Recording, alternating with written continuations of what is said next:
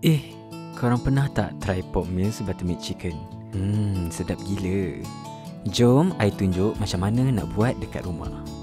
Mula-mula blend bawang putih, cili padi dan daun kari. Next, panaskan butter dalam kuali. Tumis bawang putih sampai keemasan.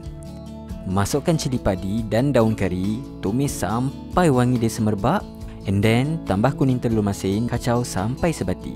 Next, tuang susu cair dan air, gaul rata sampai dia mendidih sikit. Lepas tu, masukkan garam dan gula. Masak dalam 10 minit sampai semula larut. And then lastly, bancuh tepung jagung dengan air. Masuk dalam kuali, bagi dia pekat-pekat and creamy.